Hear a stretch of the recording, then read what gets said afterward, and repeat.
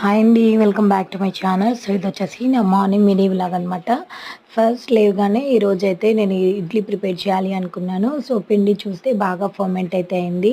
So మీకు వీడియోలో బాగా కనిపిస్తుంది కదా. సో చాలా బాగా ఫర్మెంట్ అయిందండి. సో వెదర్ అనేది చాలా కూల్గా ఉన్నా కూడా సో ఇడ్లీ పిండి మాత్రం బాగా పులిసిపోయింది. సో ఇప్పుడైతే ఇడ్లీలు అయితే ప్రిపేర్ చేస్తున్నాను. చాలా డేస్ తర్వాత ఈరోజైతే ఇడ్లీస్ అయితే ప్రిపేర్ చేస్తున్నాను. So most of the time నేను ఎక్కువగా దోశ అయితే ప్రిపేర్ చేస్తూ ఉంటాను. ఇడ్లీ అయితే తక్కువగా ప్రిపేర్ చేస్తాను అనమాట. సో ఈరోజైతే ఇడ్లీ తినాలనిపించింది, అందుకోసం అనేసి ఇడ్లీ అయితే ప్రిపేర్ చేస్తున్నాను.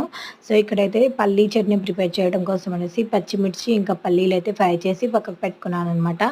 సో ఇవి చల్లారేలోపు ఇక్కడ రైస్ కూడా పెట్టేశాను. మా పాపకి లంచ్ బాక్స్ అయితే పెట్టేసేయాలండి. సో తన కోసం అనేసి ఇంకా రైస్ అయితే పెట్టేశాను. ఆల్మోస్ట్ రైస్ అయితే కుక్ అయిపోతుంది. సో చూడండి, మీకైతే ఇక్కడ క్లియర్గా కనిపిస్తుంది కదా. ఇంకా కాసేపు అయితే రైస్ అయితే ఉడికిపోతుందనమాట. సో ఇక ఫాస్ట్గా అయితే చేసుకోవాలండి పనులు. ఇంకా రైస్ అయితే కుక్ అయిపోతుంది కదా. ఇంకా ఇక్కడైతే ఇడ్లీ ప్లేట్లలో వేసి ఇడ్లీ అయితే పెట్టేశాను అనమాట. ఇడ్లీ కుక్ అయ్యేలోపు ఇక్కడైతే మిషన్లో కూడా బట్టలు అయితే వేసేసాను. వెదర్ అనేది కూల్గానే ఉంది.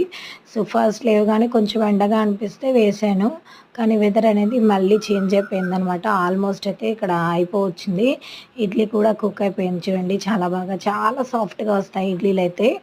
సో నేను చాలా తక్కువగా చేస్తాను, కానీ ఇడ్లీ అయితే చాలా బాగా కుక్ అయింది. సో ఇక్కడ చూడండి, పల్లీ చట్నీ కూడా ప్రిపేర్ అయిపోయింది. దీనికైతే పోపు కూడా పెట్టేసుకున్నాను అనమాట.